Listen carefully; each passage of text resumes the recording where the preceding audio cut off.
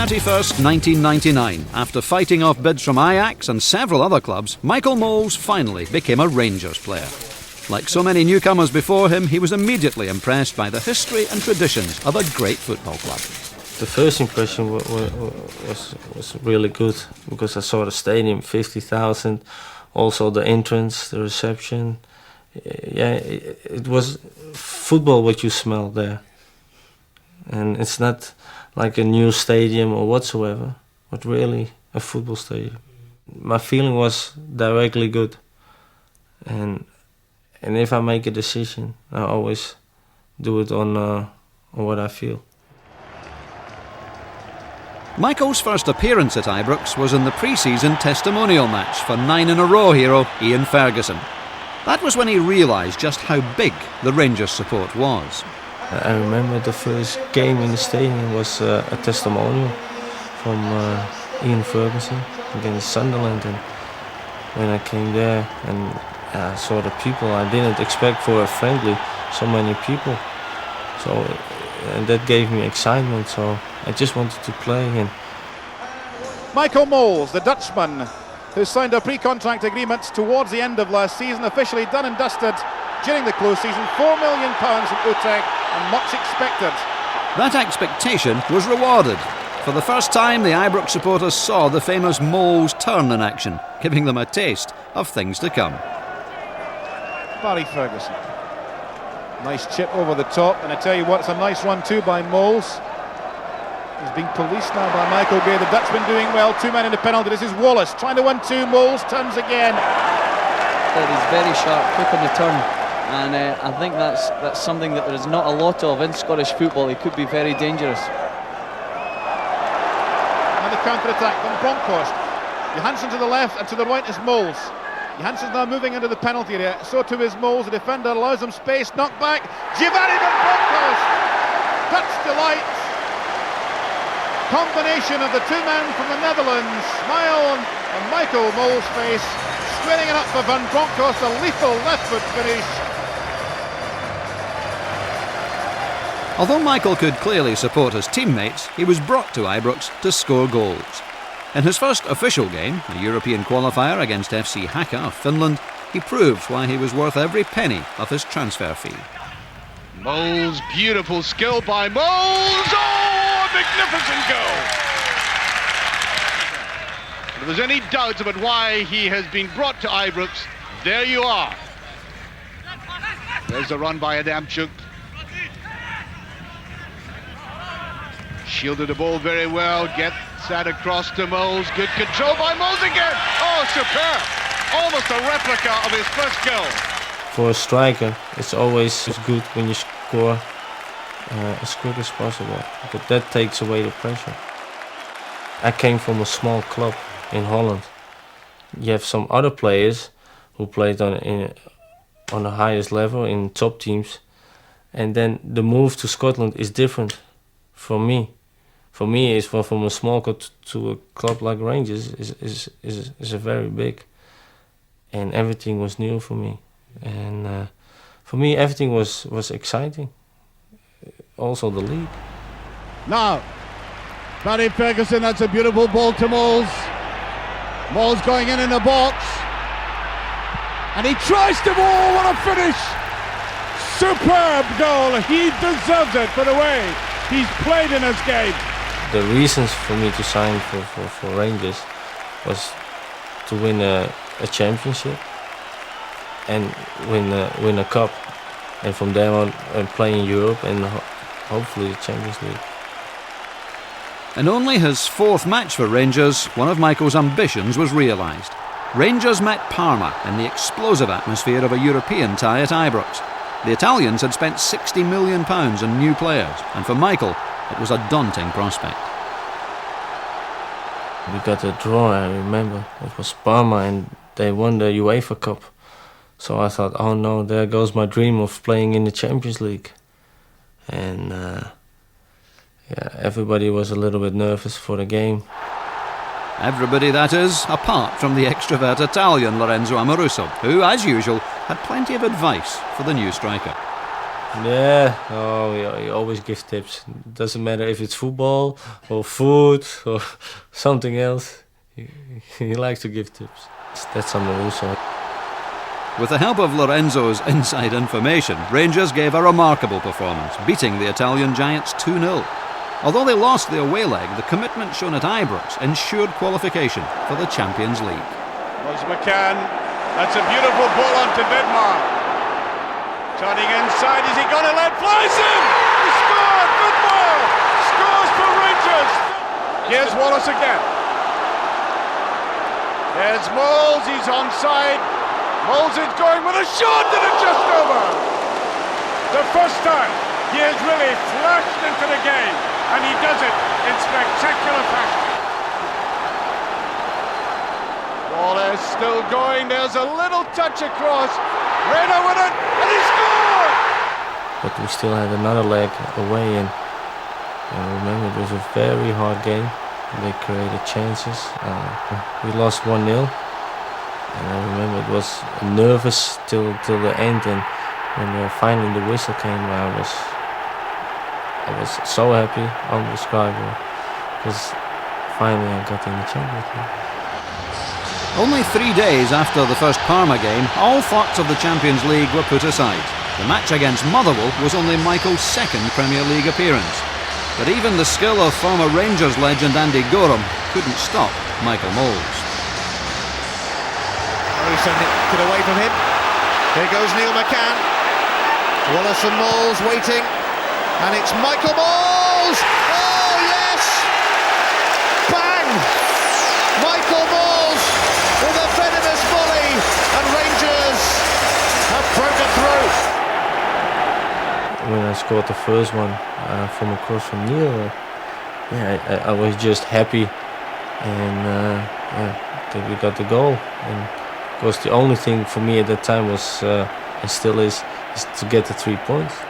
And I didn't have the feeling, oh, this is going to be my day.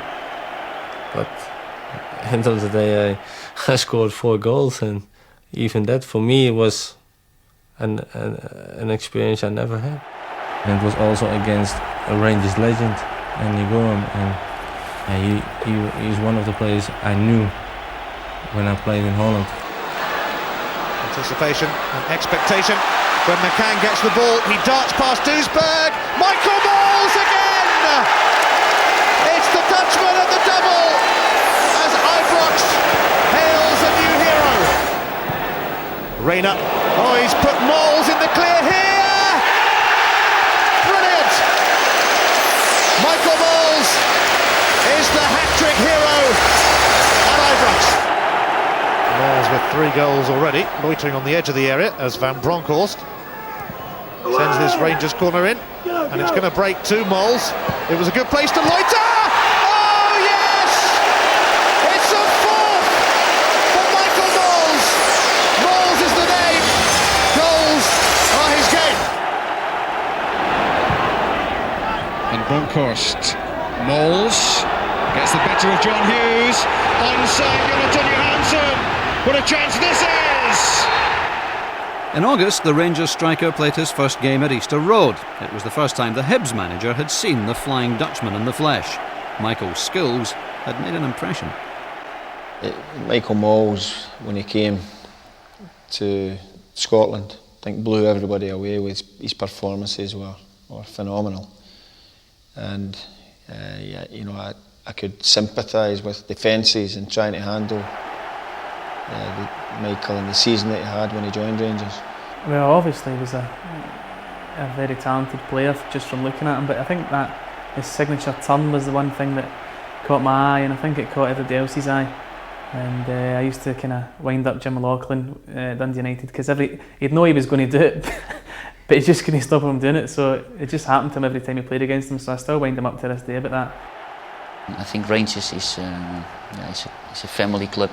The people are very friendly, the people are helpful, and I think the first moment you come here, you feel home, and he's the kind of player who needs that. I think the better he feels, the better he performs, and I think that from the first moment he arrived in Scotland, he showed what he was capable of.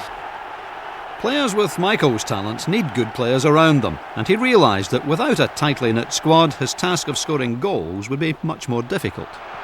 I must say the team I played in that time, for me, is personally the best team I played in. Everybody had this quality, but we also played very good as a team. Everybody knew what the other did during the game. But sometimes that communication broke down. Despite speaking English extremely well, occasionally the instructions from Glaswegian midfielder Barry Ferguson were slightly lost in translation. No, I asked for subtitles once in a while. So it's really hard when you start coaching. So sometimes I did the wrong thing. I said, yeah, I didn't understand you. But he was a good guy. He's a really good player. That teamwork proved to be vital. Rangers hadn't dropped a point since Michael arrived, and the performances of the new striker were making a major contribution to the League Championship challenge. Mauricio finds Mols. And Bronkhorst, it's for Amato. A bridge for Michael Mols. Mols does it again. His 8th goal in 9 games. Amato. It's good skill from Amato. Good save for Priest. McCann's effort blocked, but Michael Mols gets his second. Michael Mols again showing how sharp he is inside the box, and that now from Mols is 9 goals in 9 games. Here's Mols on the turn. That's it. That's a beautiful goal. That finishes it.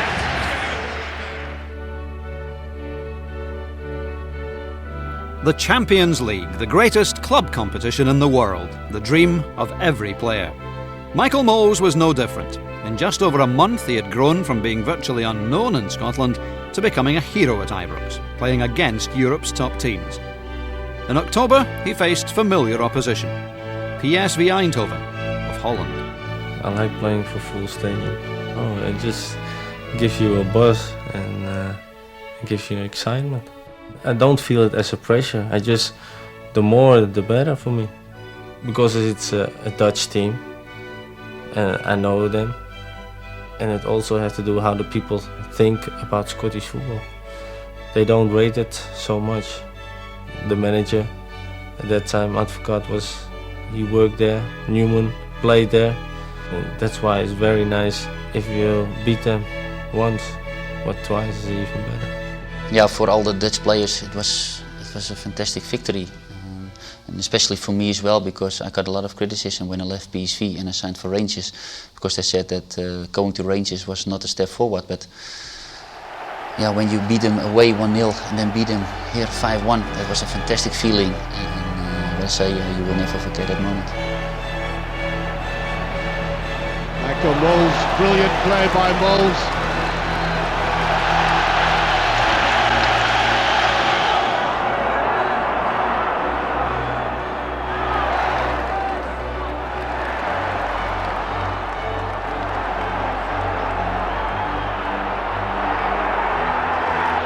Here's Mols, a beautiful ball to the side. Now McCann.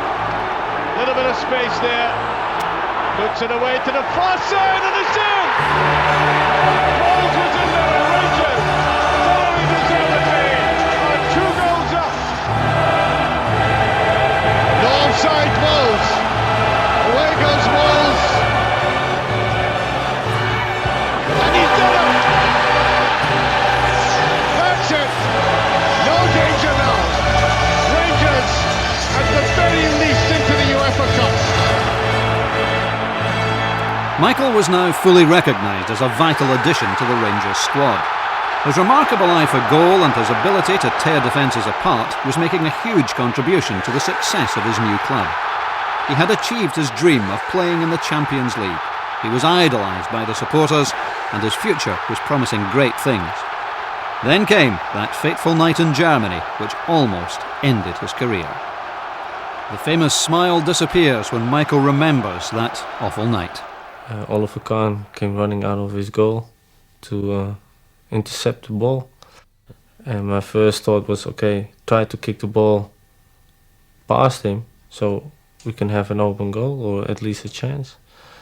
But then I saw I couldn't make it, and he made a tackle. So I tried to jump over him, not to land on him. And when I hit the ground, my knee twisted. And I felt directly something was wrong, because directly I had a strange feeling inside of my knee. So I waved to the doctor to come over because something wasn't good. And I went in the dressing room, and I was a little bit annoyed because not because of my injury, because we needed a draw at that time and we were 1-0 behind, and we made some good chances, only we couldn't score. And at the end of the day, it meant we're out of the Champions League, so it was a double blow for me. The doctor told me the worst scenario and the best scenario at that time. So I had already in my mind what I could expect, but we needed to wait for the scan. And I think the next day we made a scan. And I remember when they told me the news, I could cry at that time. I had the feeling I could cry. It was then the long, painful fight back to recovery began. Michael returned to Holland for an operation to rebuild his knee. Afterwards, long days were spent in the gym, enduring agonising physiotherapy, slowly restoring strength and movement to his damaged joints. The whole day I was in a gym or at physio, because it was so sore the way he works. But he had only one thing in mind: get back and play football again. I must say I owe a lot to my wife. In that time I was renting an apartment in Holland. So sometimes the elevator didn't work, so she had to bring all the groceries up. And I also had a newborn baby. And that was the hardest thing for me, because I couldn't do anything. And she had to do everything by herself. She had to bring me to the physio, drive me back, take care of my son, do the groceries. So it was very frustrating, especially for her, but also for me, because I couldn't do anything. The support he received from his family and friends was crucial to his recovery. Today, Michael is fully recovered, able to face the best opposition in Europe, and in good days, his 4-year-old son, Nino. To unwind, teetotal Michael spends time with his wife Jane and his son, doing what most dads do with their spare time: let their kid beat them at football. Hopeless. Yeah? Yeah.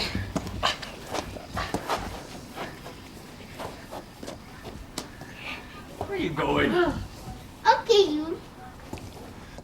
Yeah!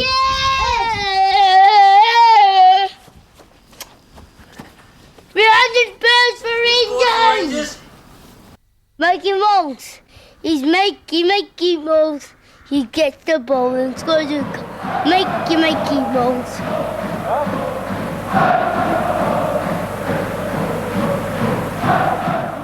That now famous song was first heard at Michael's previous club, FC Utrecht, where he was adored by the supporters.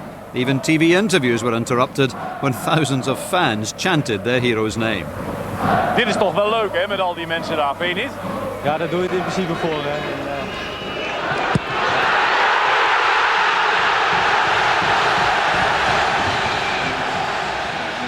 But Michael had to prove himself to his fans. The rivalry between Utrecht and Amsterdam is intense.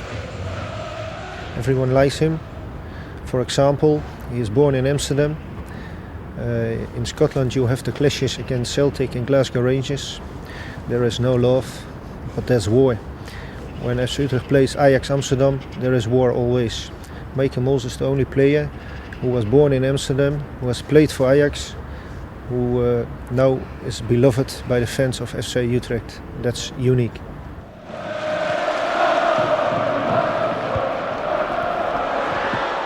Michael's career began at Ajax, when at 15 he was selected to be part of the famous Amsterdam Football Academy. When I was young, I always wanted to be a professional football player. And with the youth of Ajax is very famous. And in that sense, it's an honor when you are asked, because a lot of kids, they want to play for Ajax, and they only pick maybe 16. Another famous Ranger who graduated from the Ajax Academy was Ronald de Boer, who even then recognised Michael's talent. He played in the youth of Ajax and I played in the youth of Ajax, so he was already there, so he was already known. So that was the first time that I met him. Yeah, we knew always that Michael, when he got it on his feet, it was difficult to get it, and his turning and twisting was at that time already great. So he had it always, those skills. Only I guess when he got older, he got better, stronger, and I think he made it even to perfection, that style of playing. The Amsterdam Michael grew up in is a long way from the picture postcard scenes so familiar to tourists. His remarkable ball skills were hardly the result of intensive high-tech coaching. Instead, they were learned on the street outside his home. For me, it was the best development for me, because on the streets you learn your technique and your skills. And I must say it's getting less now for the kids, because they have now other interests, computer, or they want to go out. For me, the only thing was important was playing football. But kids' football could be a hazardous pastime, and Michael's unbridled enthusiasm sometimes caused concern for his parents. If I got an injury, it was always with football. I broke twice my ankle, broke my wrist, and broke my thumb. All happened with football, so my mom wasn't too pleased with me. I always come home with dirty clothes, or with holes in my clothes, and also my shoes. My shoes, I always needed new shoes within a month by playing football. For Michael, jerseys for goalposts was far too simple. He devised a game where each player had to prove his ball skills before he could be the winner. No, this is the street where I was born. Actually, it's on the 4th floor over there, number 9. And here's the place where I always played football. Every player, or for instance at the rain pipe, this was the goal, another pipe, the stones. If you were unlucky, you got the 3, because that's the hardest to hit. Every player got 10 points, and if you manage to hit or the 3, the stones or the pipe, you get a goal less. And yeah, in the end, there were 2 players left with points, and to make it fair, you had that side and the other side till the winner was. So that was the game, and I think there were only 1, 2, 3, 4, 6 places. So if we were more than 6, they were on the bench, the rest, so they were a little bit unlucky. So that was the game. With that football brain, it was no surprise that Michael was chosen by Ajax. But he was ambitious and realised that to get regular first-team football, he would need to move on. In 1991, he joined Cambuur Leeuwarden, where he scored 43 goals, before progressing to Twente Enschede in 1993, where he showed his old club what they were missing.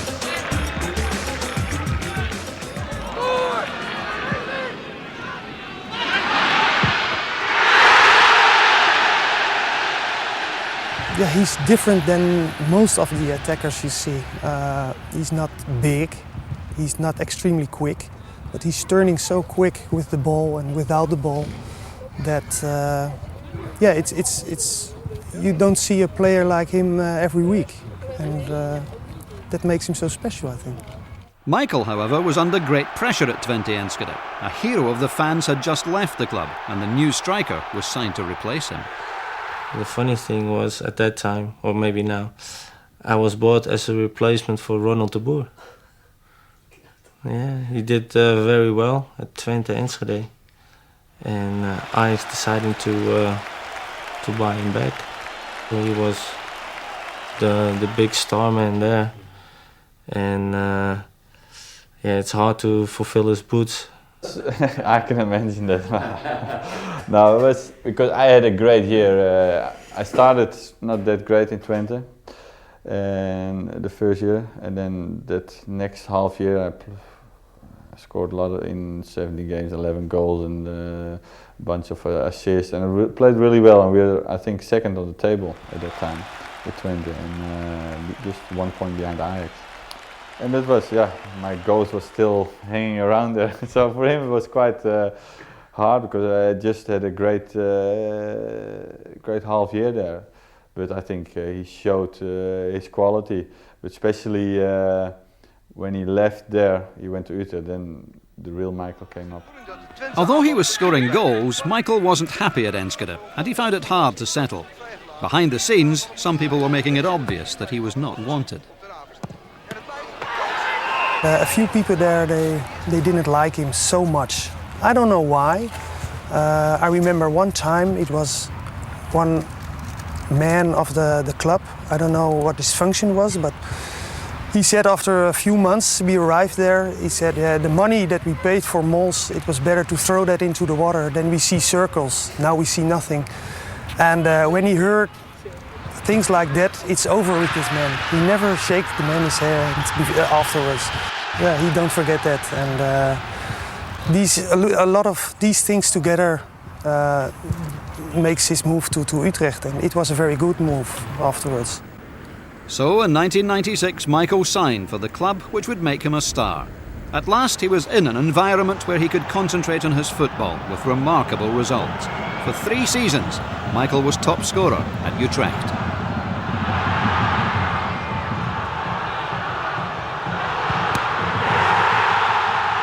When I first joined in, Ronald Spelbos and his assistant was Jan Wouters. They were 2 well-known football players in Holland, very experienced and very good. Utrecht at that time just escaped relegation. So for me it was a little bit a step back. But because of the 2 managers, I decided to sign for Utrecht to get back the joy of playing football.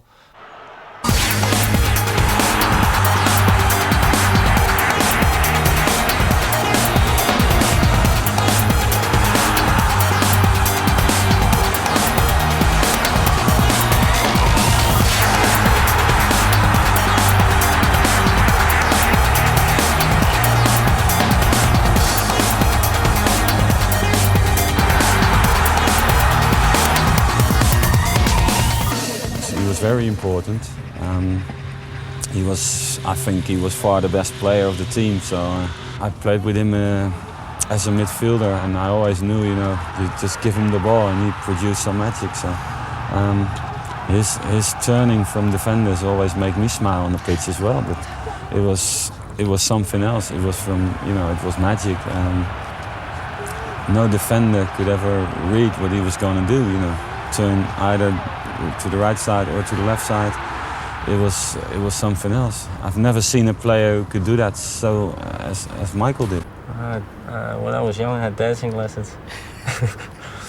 No, it started actually with a bad touch, and from the bad touch, it became a good one because I want to control the ball and take it with me, but it stopped, and I saw the defender go the other way, and then I turned. Yeah, I don't know what it is. You see in Holland, and I think in Scotland also, you have more big defenders than small defenders. Actually, you need against him a defender with the same size, because with his head he do not that much, and because he's afraid of his hair, I think. But yeah, when you have a big defender against him, yeah, he likes that very much. I remember the first match we played against each other. I made a tackle on him, and he looked up, and he turned and he saw me, and then we started to laugh to each other. The only thing he said, "Hey, I thought you would be my friend." Even today, Michael is revered at Utrecht. The fans have never forgotten the renaissance which began at the club after Michael arrived, turning them from a team threatened with relegation into a side which could challenge the top teams in Holland.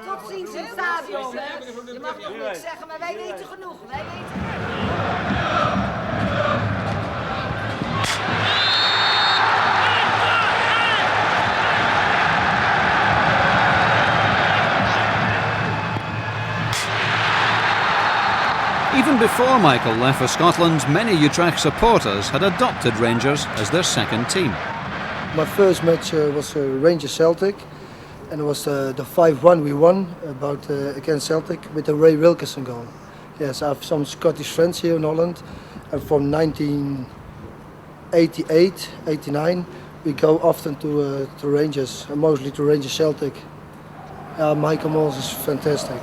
He's our friend, and we loved him. This photograph is taken by Utrecht PSV Eindhoven. It's the last match from Michael Mols. In his final season at Utrecht, Michael won the Golden Shoe Award for being top scorer in the country. It was a great accolade, but the tribute paid by the supporters when he left was truly remarkable.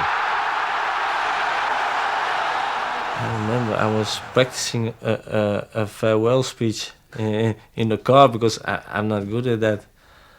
Because I remember they asked me, because after the game they did a little ceremony, and so I could thank the public.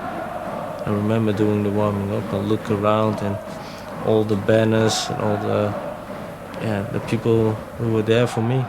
Yeah, I was involved myself, and I think it took half an hour that the public was standing up and standing ovation, shouting his name and singing his name, and I still, it's still there, in my mind. I don't think I ever going to forget that. After Benny de Bode made Michael an honorary life member of the supporters club, the world saw Michael Mols for the first time in his new colours. The famous red, white and blue of Rangers, where his performances in a blue jersey would generate the same fanatical following at Ibrox.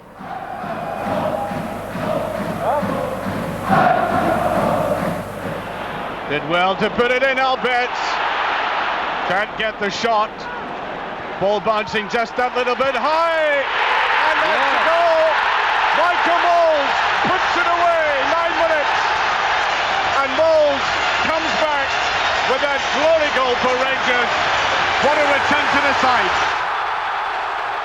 That goal at the start of season 2000-2001 was a triumphant return, proving that Michael could compete at the highest level despite the injury which had kept him out for 10 months. However, unknown to the supporters, Michael knew he was not at his best.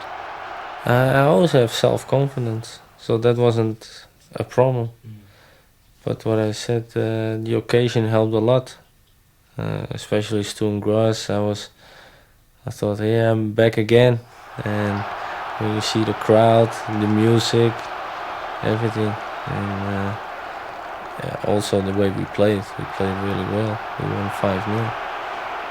But because we played well, it covered up a lot about my game, my knee, and I felt I wasn't there yet where I should be. Apart from Michael's form not being all that it could, another problem he had to contend with was the signing of 2 new strikers. Scottish international Billy Dodds was signed, and a new record set when Rangers paid Chelsea £12 million for Torre Andre Flo. But Michael didn't consider this a setback for his career. No, because I have confidence in myself. I know what I can and what I can't. As long as I'm 100% fit, and then I don't mind who they buy. That attitude ensured that Michael fought on despite his injury and scored important goals for his club. Rangers had to beat Monaco to progress in the Champions League, and once again Mols proved his ability to compete against the best players in Europe. It's a winner-take-all scenario. Victory for either team means they must go through whatever happens in the other game. Olsen with a tiny ball on to Rich. Mols. Magnificent play. Some catching in by Bonner. Injured or not, he could play this fellow. So much to admire there. No wonder they love him at Ibrox.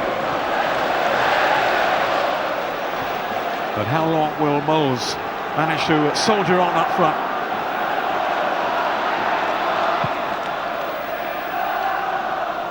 Well, here's Mols now. He's clean through. Michael Mols! I think he will want to go on a little longer. Rangers are back in front. And it's that charismatic number 9, Michael Mols. There's a chance now for De Boer. A chance for Rangers through Mols. And it's 2-1 for Rangers. Disaster for the Aberdeen defence. Michael Mols takes a gift and says thank you very much. Despite not being 100% fit, Michael was determined to help his team win the league championship. Celtic were putting together their strongest challenge to date under new manager Martin O'Neill, and in November the two giants met at Ibrox. For Michael, it was a monumental match, his first experience of an old firm clash. That's one of the first things I heard about when I signed for Rangers. Wait till you play the old firm, because there's really something special. And because of my injury, it really took a long time. And I came on as a substitute.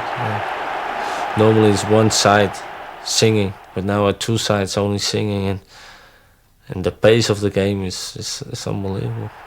Because of the tension and everything, everybody's giving everything, and everybody's running for every ball, everybody's fighting for every ball. And you know also the pressure what comes with these games, because if you lose or you win, you're very happy for a week or very miserable for a week. Reina. And Michael Mols, throw waiting. Mols twisting, turning, and going for goal himself, and Douglas pushing it behind.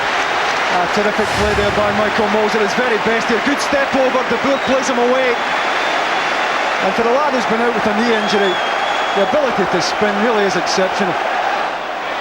Albert. Ronald De Boer is waiting for it, and he's going to get it too. Mols in the middle, is this another one? It sure is! Michael Mols scores on his old firm debut as Rangers hit the high five. Good ball in behind there by George Alberts here. And again, no lack of support. Good ball in by De Boer. And he was always going to take that one first time. He just has to keep his concentration, keep his eye on the ball, keep the shot down. And he does just that. It's all over. Ibrox erupts. Dick Advocaat's Rangers hammering their fierce rival Celtic by 5-1. Despite that crushing victory, Michael wasn't happy with his performances that season. Often clubs like to project an image of harmony throughout their ranks, but the constant pressure to perform well when he wasn't fully fit sometimes caused friction between Michael and his manager. A lot of times I felt left out, but yeah, that's football too. Yeah, and also sometimes I could kill the manager, because I remember a game he substituted me after 28 minutes. And yeah, that was very hard for me to take. I felt like I wasn't that bad. And if you want to make a change, do it then half time. That was my feeling then, but yeah, he had a different opinion. And he wanted to do the best thing for the team. But I think at the end of the day, there was still also respect for him. Finally, the reason for Michael's lack of form was remedied. In February 2001, he underwent an operation to permanently repair his knee, but it meant he would not play for another 5 months. That was a dark time for him, and at one point he considered giving up football altogether. I had some moments especially when I needed another operation. Then I had the feeling, no, I'm gonna quit football. That's me. But that only lasted for a day. So the next morning I was positive again and work hard again to get back. Vidmar. Mols, lovely turn by Mols, that's it! When he did return, Celtic had won the title and looked as if they would go on to win another, but the team spirit amongst the Rangers players remained strong. I must say, when Celtic won the second championship, I think the team spirit in our team was also good, because we won the last 2 trophies, and that was really hard, and you can only do that when the team spirit is good, or at least not bad.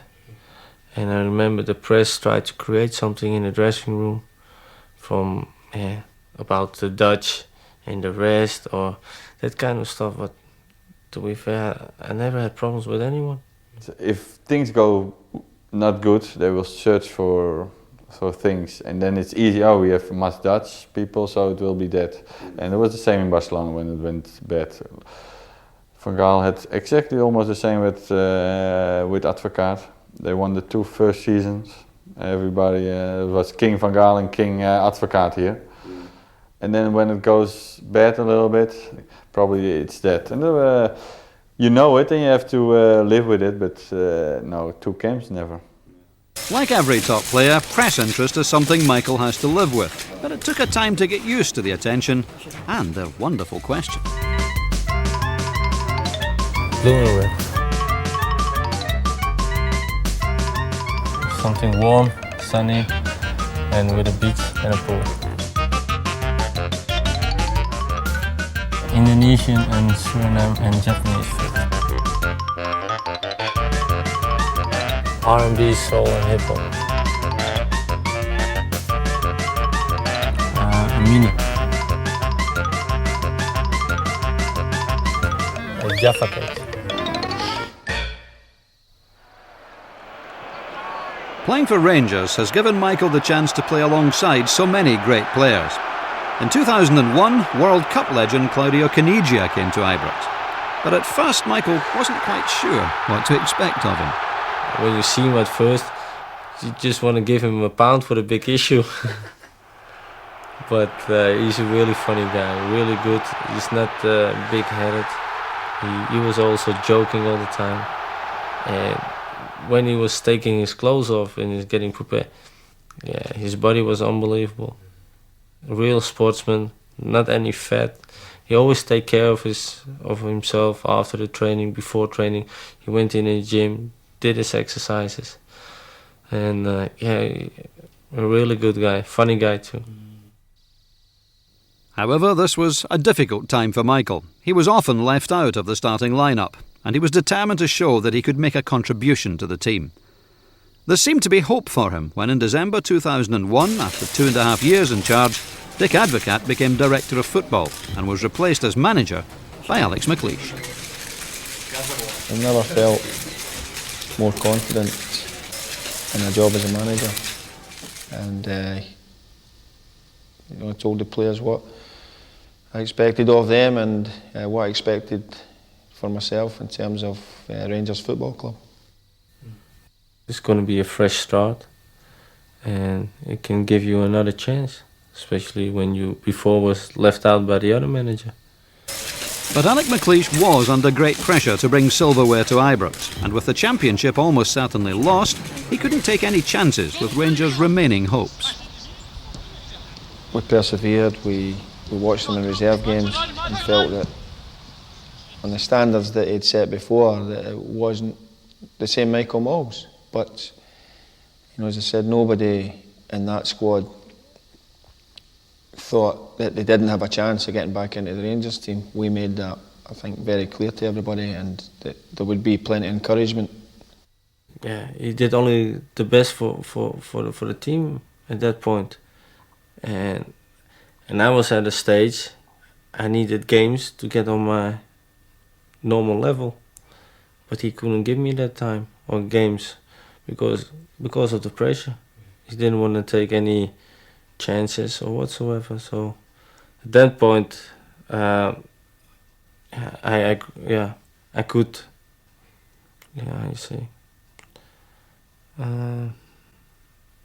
I could understand that. Many people thought me coming to the club in the first place was a gamble, and I didn't have a long-term contract, and I would have to prove myself very quickly. Michael, he wasn't banging my door down saying I should be playing here, but I think he probably felt, the feedback I was getting, that he thought he should be getting a chance at least, maybe 3 or 4 games. But if Michael can step into my shoes for a minute and see how difficult it is to be the Rangers manager in the search and constant demand for success, that if I'd gone 3 games and he hadn't really performed and we'd lost those games or dropped points in those games, then the pressure starts to pile on top of the manager. But for me it was hard. And the hardest thing came end of the season, when he said, okay, you can look for another club. It was a blow at that time. But I said, no, I'm gonna come back, do a good pre-season and give everything, because I knew I was almost there where I wanted to be. I was fit. I just needed a good pre-season and get games, and then we will see. And that would be my last chance. But if I go to another club, I would never get a championship. I felt the best place for Michael to prove to me that he was ready for a first team recall was in the under-21s. Michael played in a game at Dumbarton I went to see. He lost the ball edge of the box, and the left back ran out with it and proceeded to run the length of the pitch. And none of our midfielders came across to him, none of the defenders came across him, and Michael Mols chased him right back to round about our corner flag and made a challenge there. And I said, well, I absolutely adore that attitude. And I thought, there's a guy trying his guts out to get back into this Rangers team, because he's got unfinished business. It's another throw. Mols spins away on the left foot. It's like he's never been away. Terrific, it's 3-on-2. Ball played back across. And Michael Mols celebrates once more. That remarkable comeback was Michael's first full game for 7 months. But just before kick-off, he didn't even know if he would be playing. Remember also the lineup, and there were 18 players that time. And when he opened the sheet, first you see the people who are on the bench.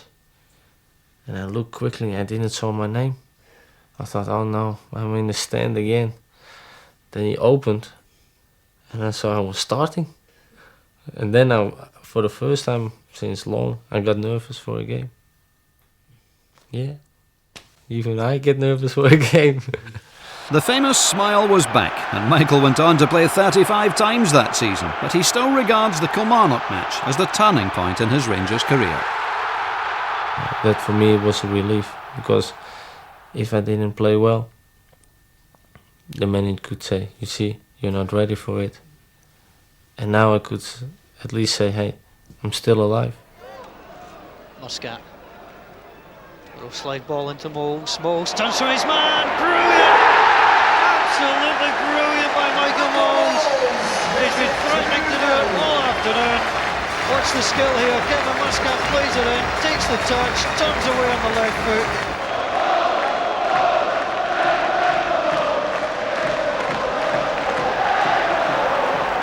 With Michael back at his best, his dream of a championship medal was back on. But to achieve it, Rangers would have to beat the team who had won the last 2 titles, Celtic. We needed a win again, especially home.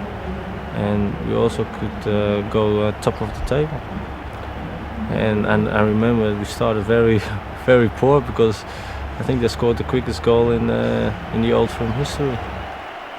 But the Rangers team that season simply would not give up. Remarkably, Michael was playing in only his second Celtic match. He had scored on his debut and he was determined to make it 2 out of 2. Rickson's corner kick, and Craig Moore with the equaliser.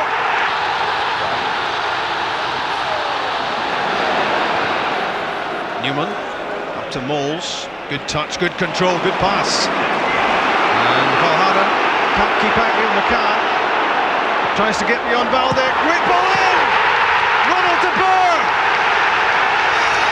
a terrific goal which makes it 2-1 Rangers.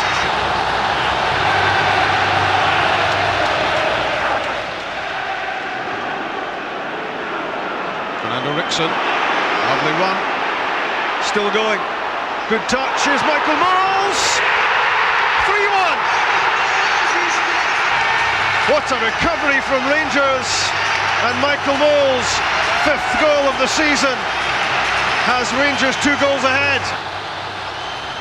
Michael Mols, who's been through torture with injury, and he's plumbed the depths in his Rangers career, but he's on a high now.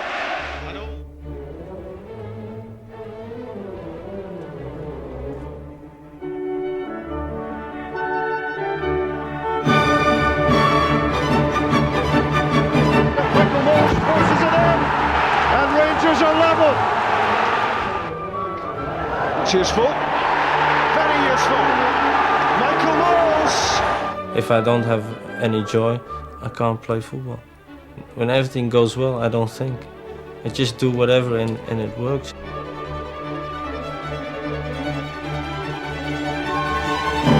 Ball whipped across it.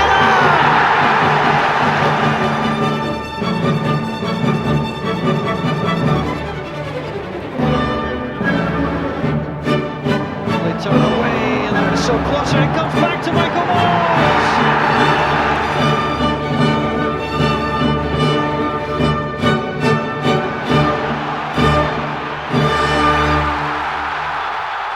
Michael's contribution was now vital in the race for the championship. In May, Celtic won at Ibrox. With only 3 games left, Rangers needed goals, and Michael was the man to score them. We lost against Celtic home, and we were level at points at that time, so we knew what was on stake that year. And if we want to become a champion, you need to win these kind of games. And yeah, everybody wanted desperately, and I think we showed it in that game. Michael was our lucky mascot in the Kilmarnock games, and it was suggested that our bottle might crash, and our nerve failed, and that game was absolutely crucial. That day, it was Michael's day. Rickson side foots it to Arteta. Lovely reverse pass. Michael Mols! Rangers ahead inside 5 minutes. Michael Mols scores his 12th goal of the season.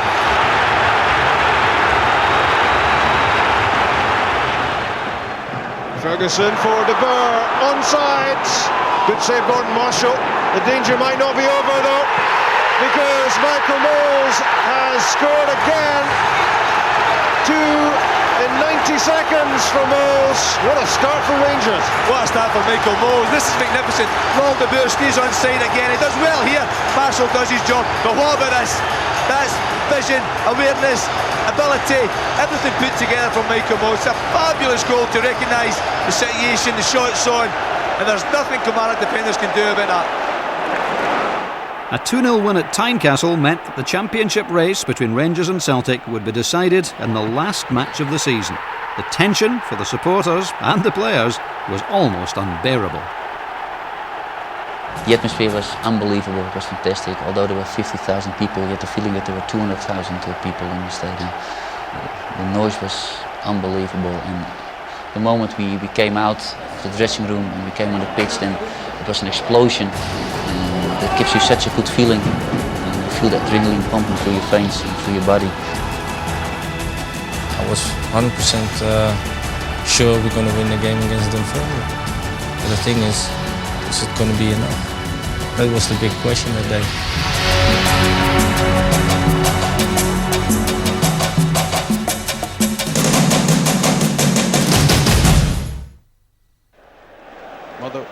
Dunfermline chasing the ball at this stage.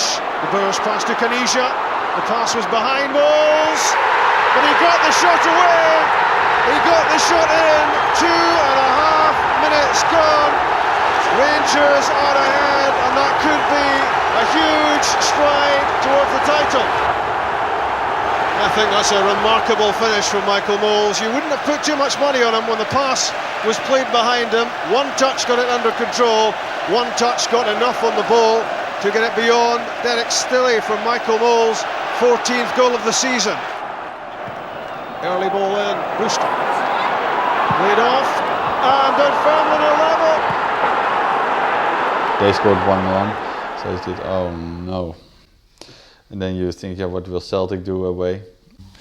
Yeah, when Dunfermline made the equaliser, it was something we didn't expect, but we knew that we would score goals because we played home and we were very strong the whole season in all the home games, and we knew that we could score another couple of goals. But you could hear the reaction on the stand from the crowd, what happened in Celtic as well. Amaruso to Rickson. Ball to Burr. Rickson again. Canija! New one back for Dunfermline as Rickson lofts it in. And Amaruso did so well to stop that crossing the line. Not a bad ball in either! Not a bad ball for Arvelade to score Rangers' third. It's 3-1 Rangers against Dunfermline. It's 2-0 Celtic at Rugby Park. I remember at half-time, everybody was asking what was scored at Celtic. And we knew we weren't there yet. So it was very nerving, the second half. Rangers look to score. McCann's delivery! De Boer's header! 4-1 Rangers.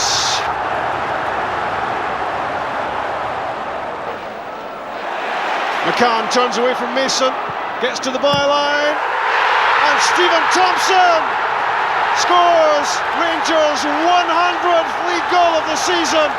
It's the 5th against Dunfermline, and it might be the goal that points Rangers towards the championship.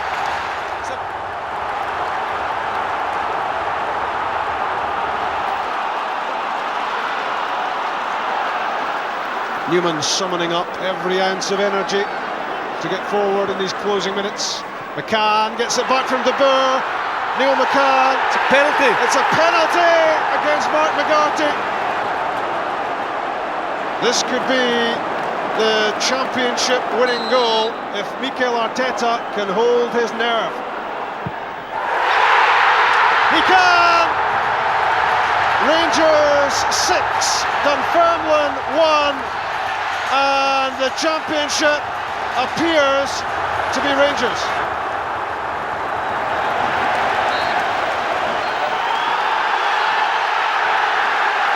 Rangers hope they've won the title. Then we needed to wait 2 minutes, I think, and I think it was the longest 2 minutes of my life that time. For the final whistle goes at Rugby Park. Rangers have won their 50th title. It was an explosion from the whole season. It was a very hard season, and yeah, you work hard for it, and when you finally achieve it, yeah, it's unbelievable. And also, it was in a home stadium, and you know what the history was. So there was an atmosphere, a joy around everybody. Rangers are champions! And for Michael it was a very emotional day. I remember him on the pitch with his son Nino, and he was looking every time around him and so happy that he finally won the league. And for all the players it is a fantastic moment. We will never forget it. It was a profoundly satisfying moment. Although he was given a championship medal in 2000, he had only played 9 games before his injury. This time Michael knew he deserved his triumph.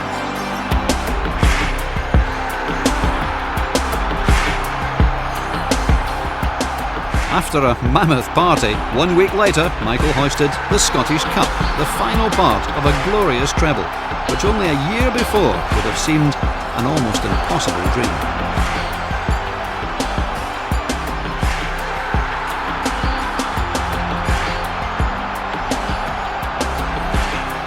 CIS Cup. This is for me the most important one, as strange as it may sound. This is the first trophy I really won in a final against Celtic.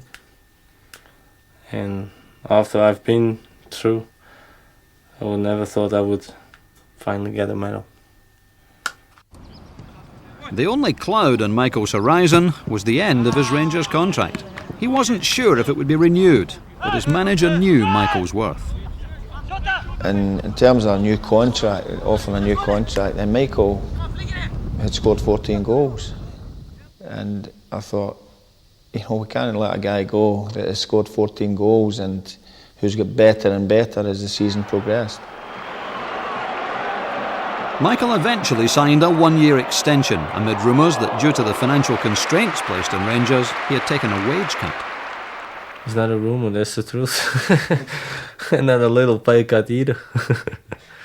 But that's the situation nowadays at football. And on the other hand, I also had the good times in football. But for me personally, I never played for money. That's the attitude which has endeared Michael to the Rangers supporters. He received a standing ovation when he came on in the pre-season friendly against Everton and repaid the fans with a goal. Oh, I had a lot of family in the stand.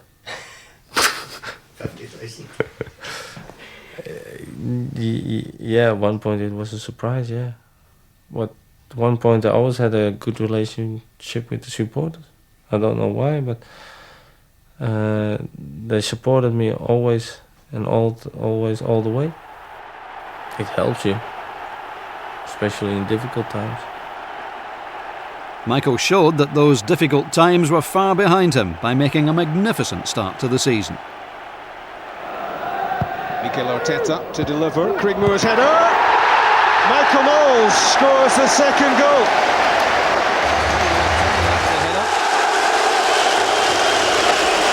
Here's Mols turning brilliantly. He scores! Always a threat, Michael Mols in that position when he's allowed to turn. Well, he's been superb all afternoon, his Mols, and he's leading up play, and I think there's nobody merits a goal more than him. His general all-round play has been first class. But there, I think he showed his worth there. Rickson. Hibs have let Avalanche go. And only 2 lays the ball in, the chance! And Michael Mols makes it 1 apiece. Rickson to Berg. Berg delivers into the box. Mols is being held there. Michael Mols return! He was under pressure all the way, but it didn't matter. And Michael Mols gets his second of the game.